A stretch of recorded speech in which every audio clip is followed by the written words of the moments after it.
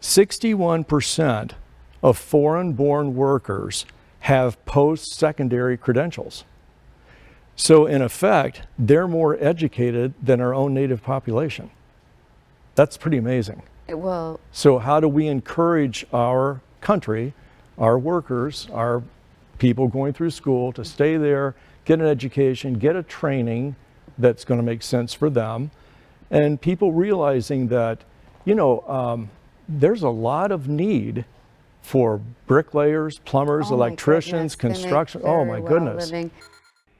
The opinions expressed in the following program are those of the producer and not necessarily those of WKTV Community Media.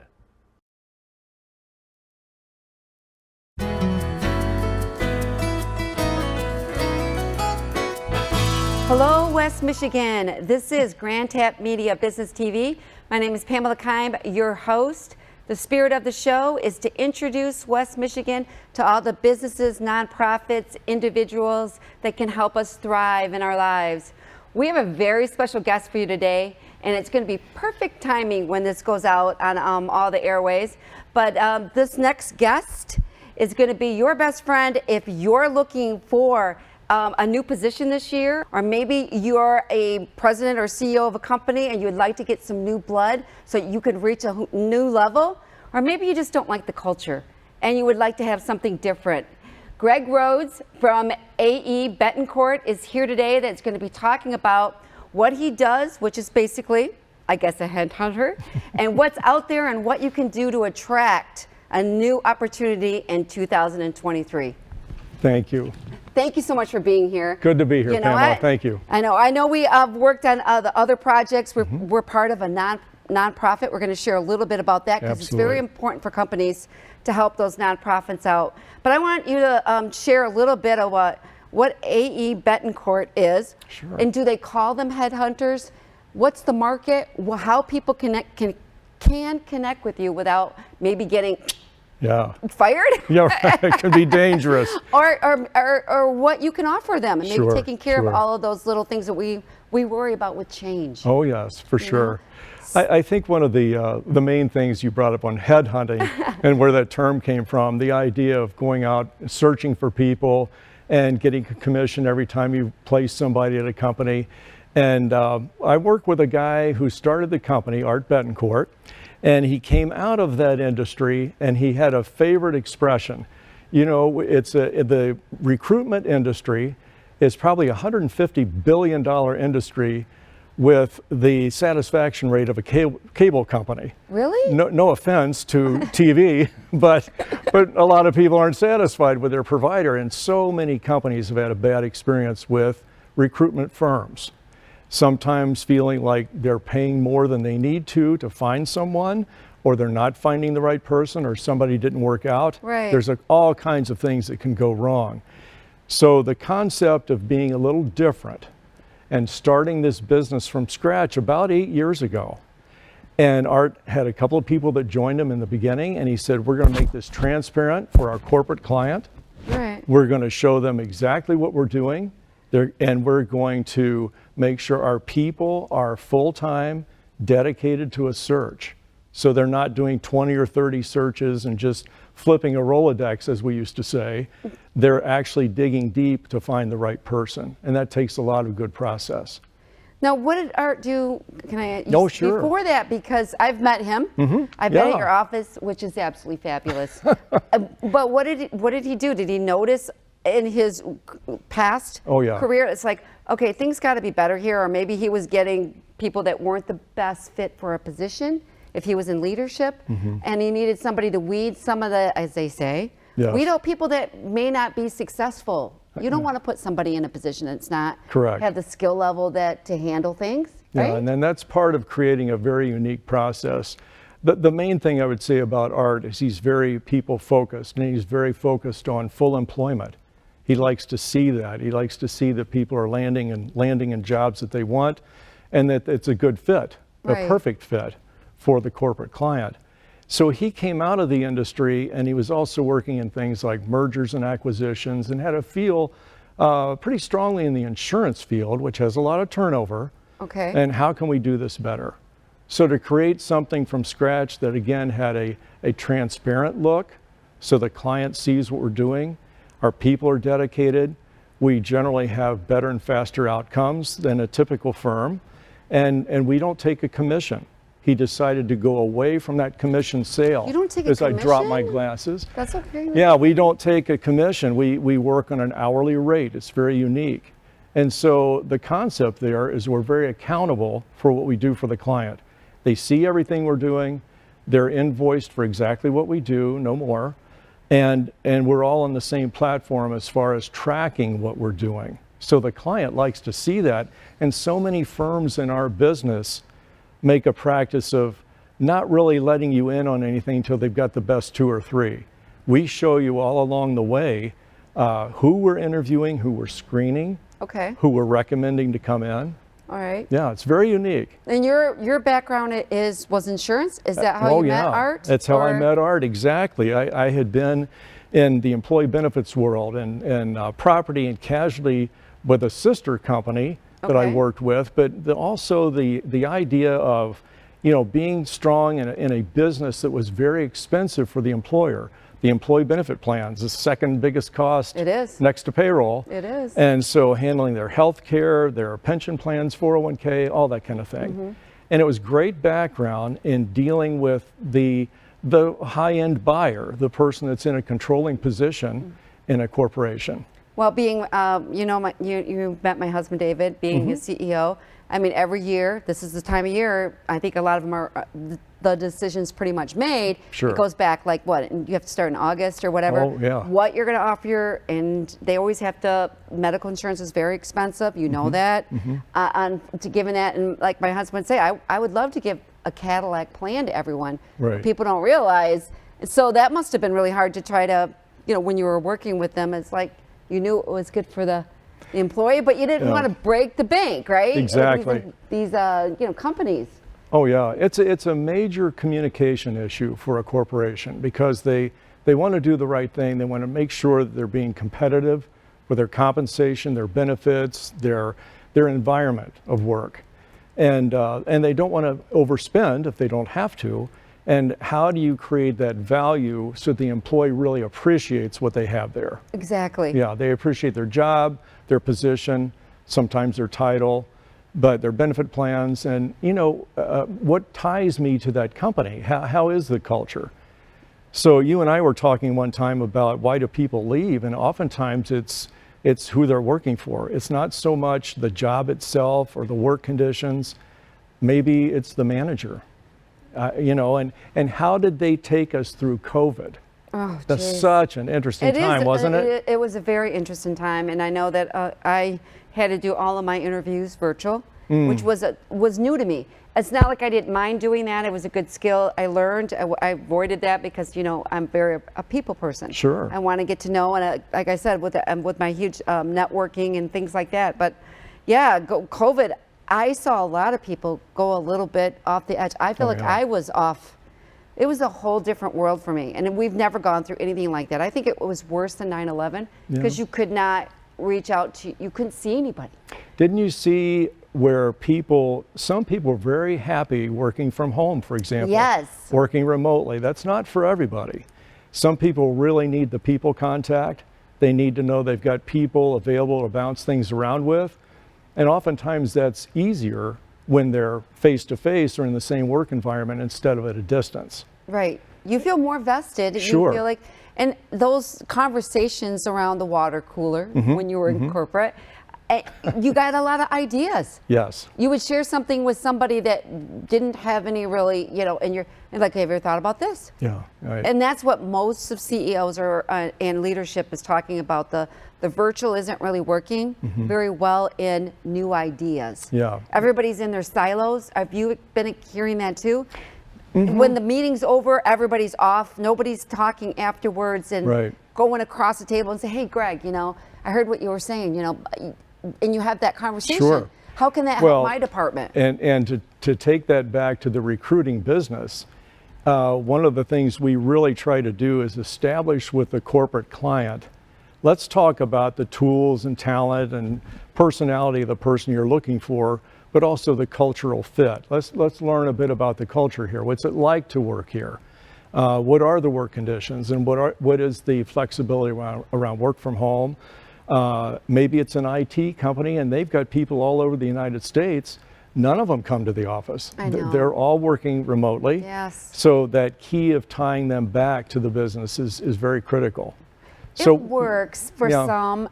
I would say I'm not the type. I'm not as disciplined. I think when I work at home, there was no turning it off. I had it, even though I put everything in an office, it was almost like even when I walked by the room of my office, it was there. And you probably hear that with people. I don't have an end time. I don't have where you went out of your office. You remember back in the day. Oh, sure. And before cell phones became, and it's just going to have to wait till tomorrow. Yeah, right. I don't know if that's been a good on our mental health, that you are available 24/7. Exactly. It's hard to put it aside. It's hard to stop because you can always be in touch. And so when you find an employer that values their people and values the use of their people's time and the freedom people need to live their lives and have a balanced life, right, that's a huge deal. And a lot of times we see when people do leave a role, it's because that balance wasn't there. And so when we go back to this thing with COVID, you know, how did my employer handle that? What was the communication? Not to make it easy on us, but to make it work better. And so we saw a lot of turnover, a lot of change during that time. So frankly, during COVID, we were quite busy and we were continuing to add to our team. And so what do you do, you know, as people are watching? I mean, how does the process work? I mean, they call you, let's say I'm in an executive level of a position and I'm ready for a change, or I feel like the company might be struggling, right? You want to get out before you get that, right? You know, or they're going to merge, right? And you don't want to go. A lot of people went through that. It's like, I don't want to go through another merger, right? Because you have to find your place in this new. You know, how do they walk in the door with a resume? How's that whole process work? Sure. I'll speak to two things. One is the people themselves and their process of looking for something different, or finally realizing I want to do something different. And then you have the folks on the corporate end who we normally work for, who are trying to find that right person, or retention. They're trying to keep the right people.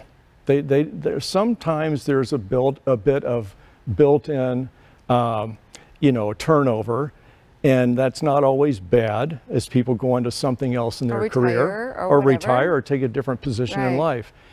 But the key for people that are on the search or on the hunt, so to speak, is to make sure that they're talking to professionals about what are the tools out there today. People will lose their jobs and maybe they've been in that job for 15 or 20 years and they haven't made a resume in all that time. I know. And they go, what is LinkedIn?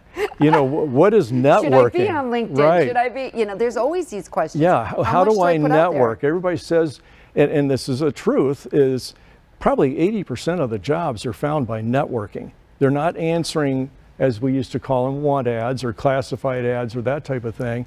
They'll see postings for positions, but they're finding the jobs through referral and through networking with other people. Correct. To find out about, how do you like the job you have? How did you get into the company? We're hiring you. If you thought about leaving. Right. Coming our way. Do people, so it's basically only companies, or could somebody, if they were watching this, said, my son wants to leave his position, or daughter, so they don't pick up the phone and you're not dealing with at all individuals, or only companies? No, I won't say that we won't deal with it. Here's what we try to do.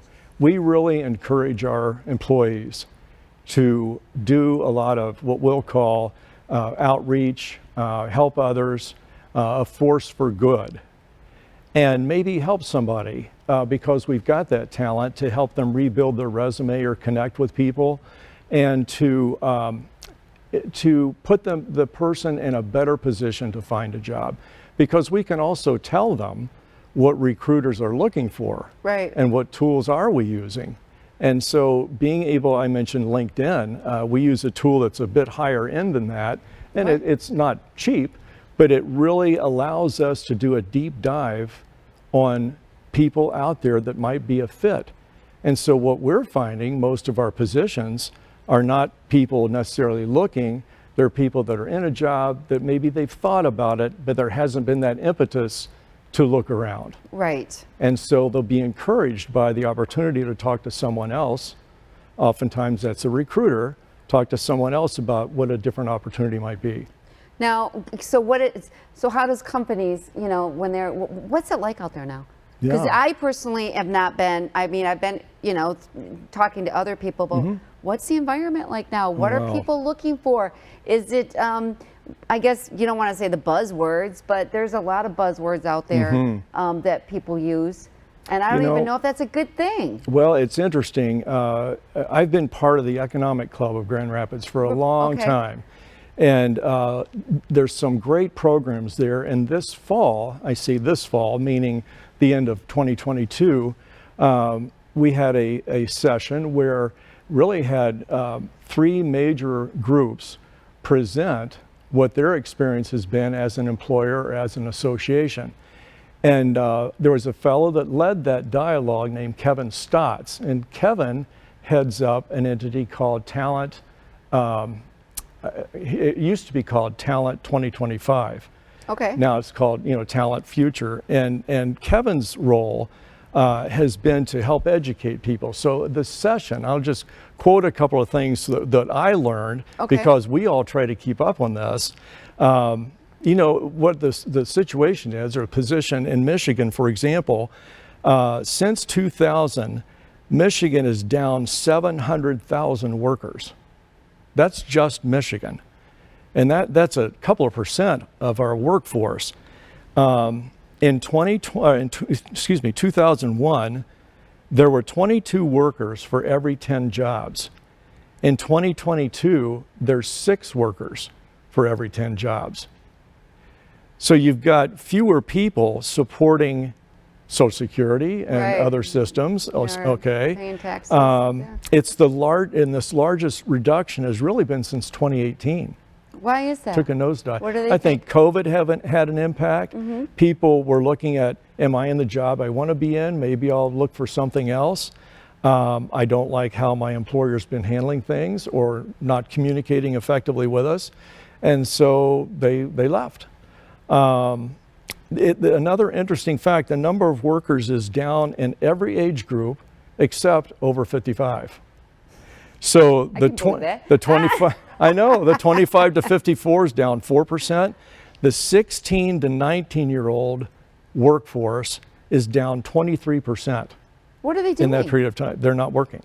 But they're not working. How are they living? They're either working odd jobs, they're not getting into the full-time workforce, they are taking advantage of what might be out there in terms of benefits.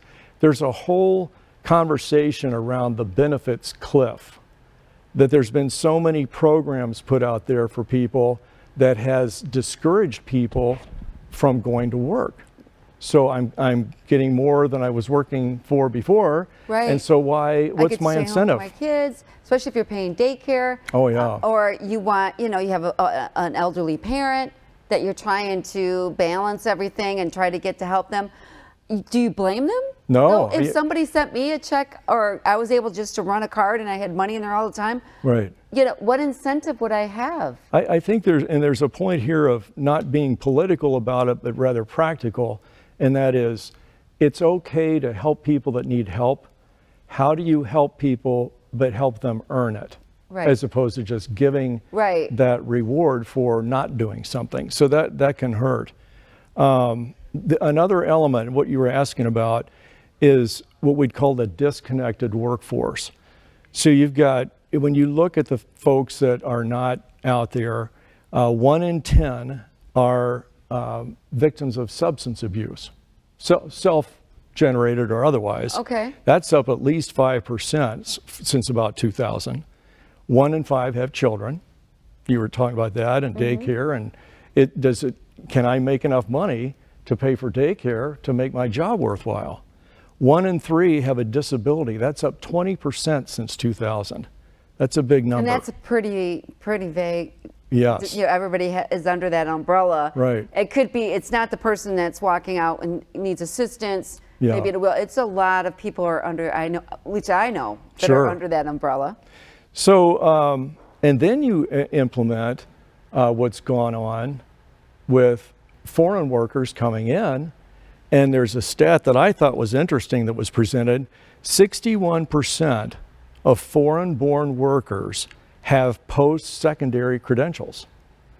So in effect, they're more educated than our own native population. That's pretty amazing. Well, So how do we encourage our country, our workers, our people going through school to stay there, get an education, get a training that's going to make sense for them, and people realizing that, you know, there's a lot of need for bricklayers, plumbers, oh my electricians, goodness, they make construction. Oh my very well goodness. living. And it's a good profession. Sure. And I think there's something about working with your hands. Yes. Even though, you know, I know you've been in the corporate world, but you know, we're doing I told you that, we're redoing some parts of our home. Just being involved in that Yes. is so much different than looking at a computer. So I would bet you had some challenges finding people to do the work that you wanted to get done in your home. Well, supply chain Yeah, issue. right. A lot of things are not going to be completed. Today was the last day. Everything's supposed to be completed. Mm-hmm. But I still have one or two things that it's because of supply chain. Sure. Is going to be coming in. And that's been a big deal, dealing with the construction. And so I'm just waiting. Yeah. And because it wasn't available, I would have easily went down to Home Depot or Lowe's or something, get Sure. it done, right? Okay, we'll pay extra, but we want to get it done. Yeah. And they didn't have it. They're not having problems too. Yeah. I went So- to Lowe's and I saw the whole blind things. I'm like, well, where's your blinds? Right. You know, well, was we're empty. hoping they're going to come in a month. I mean, if you've got contractors waiting, you can't have them No. dealing with that. That's Materials have and you heard that otherwise. too? Oh, sure, absolutely. I think if there's some encouraging things to talk with your audience about, it would be not just hang in there, but be creative, think outside the box, use the tools that are available, and if you're not aware of what they are, ask questions. Get out there and network with other people. Talk to people that are enjoying their jobs, what they're doing. Right. How did they get there? How did they find that job? What's it like to work in that organization? And I think you'll find that the more people you talk with, the more you're going to learn, and the more encouragement you'll have about landing something that you really want to do or that you're really skilled at doing. And then lastly, that you might find a position with an employer who's willing to help pay for some of your continuing education, Okay. right? Right. You know, let's be encouraged, Be to encouraged. better myself. Yes. So, like you mentioned, LinkedIn. Mm-hmm. We both use that platform. I do think it's one of my favorites. Oh, yeah. You know, Facebook is more, you know, you're reaching a array of audience, but LinkedIn, you're trying to target certain people, and I'm always looking for sponsorships and stuff like that because we both work with nonprofits and what we can help. But you know, what should people put out there if they're looking for? So that, because they may be worried, if I put this out there, my employer might be thinking Oh, I'm for sure. searching. Is that like a bad thing? How should you go through that process? I think there's several different schools of thought on this. One of them is, for example, in LinkedIn, if a person is not working, they're out of a job, they've been laid off for some reason, they can actually, in their posting, put a little tag on their photo that says open to work. So people look at that immediately and say, wow, here's a person that's available in the marketplace.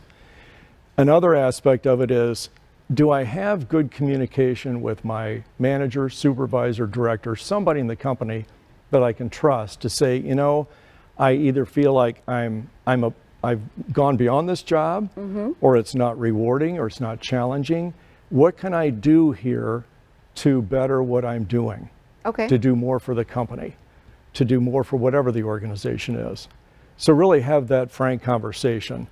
If you just can't do that, and you just realize I've got to get out of here, this isn't what I should be doing, you're generally better to be looking while you're working than just quit and not have an income.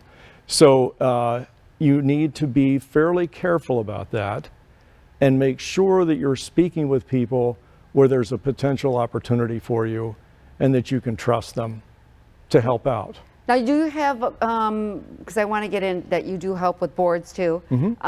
When you're dealing with people, is there a certain income level you go after? You help 100,000, 150,000. Great is question. Is there like a cutoff that we really just basically want to deal with people that are six figures for your business? We love dealing with what we call C-level or you know, CEO, CFO, Chief Operating Officer, whatever it may happen to be, Chief Human Resource Officer. Those positions they're fun to search for. They're Okay. interesting. You do a deep dive, and it might be a national or international search to find the person. Correct. The general work we do is more at any type of management or director level where they have somebody reporting to them, and they're probably at a salary base or total comp of 60, 70,000 That's what I was kind of thinking, and about up. 60, 70. Yeah. We're not going to be extremely cost effective for a company that says, can you help find us an administrator or a second shift operator? So we don't do staffing. What we do, we know the staffing companies, and we're able to help people get connected Right. that way. So they would describe you as what if they were talking? They would to talk other about CEOs? us as being an executive recruiter, Executive management recruiter. Right, right. And now I wanted to, before we finish up here, you do help even finding good people for boards, right? Oh, Did you yes. mention that? Oh, sure. And everybody knows that my husband has dealt with boards, and he's been on boards. I mean, really, they are vital Oh, yes. resources, and you're connected to the community different than I am. They're very connected to the community and how important that is. To if you needed to change up your board, and maybe you have some people that are going to be retiring Oh, off your sure. board. Yeah. Yeah, we do a lot of that work, both for not-for-profits, but also corporate boards, where they need to find new blood to come onto the board. Okay. And that the various things that are happening in the workplace in terms of changes in diversity, equity, inclusion, we want to make sure our board and our teams and our leadership are fitting the concepts that we're talking about. What's the reality of our workforce and the marketplace, and are we reflective of that? Right. So that's a big deal. Right. So to answer your question, yes, we do a lot of work in that area. Well, I know some people, you know, like I said, that are on boards all the time, and we've been on boards. Yes. So we want to share a little bit about the nonprofit we have involved with, a little bit of the YMCA. Absolutely. In Grand Rapids, or in the Greater area, Grand or Rapids, Greater sure. Grand Rapids. There you go. But why have you been connected to the YMCA for this long? Because you've been a board president for them, and you've been part of it that I ever since I have. Yeah, sure. And probably beyond. It's fun. I think the major thing is seeing beyond the gym and swim reputation that the Y has, and seeing what it really does in the community. Right. Really a focus on youth, a focus on taking care of our youth from day one and on. The child care system. I think that the YMCA is probably the largest daycare provider in our community. That's in what they Kent said. County. Yeah, It's when amazing. they got that information. Yeah, so we have 7 Ys in Kent County, and they're all in very good shape. They've got good leadership. It's not that we don't have turnover, because any position has its Right, people turnover. move on, or they Exactly. get better positions. Right. And so, but it's been very fun, educational, and it's one of those things where when you go to a board meeting and you're connecting with other leaders in the community, do connect with whether it's other leaders, yeah. nonprofit or for-profit business leaders, you're always learning something. You're trading ideas, and how can we do this better? How can we help the Y be in better shape to deliver to the community? So as we wrap this up, why don't you tell people how to reach you? Okay, sure. And who you're looking for as your customer to come in and help them, right? We are in very new office space that we love. We just moved into 408 Broadway, at the corner of Broadway and Bridge. It's a great building, It great is a great location. building. So much is going on downtown, Yes. and the people in the office love that. So the easiest way to reach us is, first of all, www.AEBetancourt.com, and it's AEBetancourt, AE Betancourt, and all of our naming convention is the same. So Greg.Rhodes at AEBetancourt.com, and an easy way to reach me, if anybody wants a phone number. Are we allowed to give out phone numbers? Yes. 616-238-8888. 8379, and that's a mobile. You can reach me on any time. And if we can't help in a particular situation, we probably know someone who can. We probably know how to help direct people to resources they may not have thought about. Right. We want to thank Greg Rhodes today from AEBetancourt. Thank you for being here and sharing your services. This is Pamela Keim from Grant Tap Media, and we will catch you next time. Take care, everyone.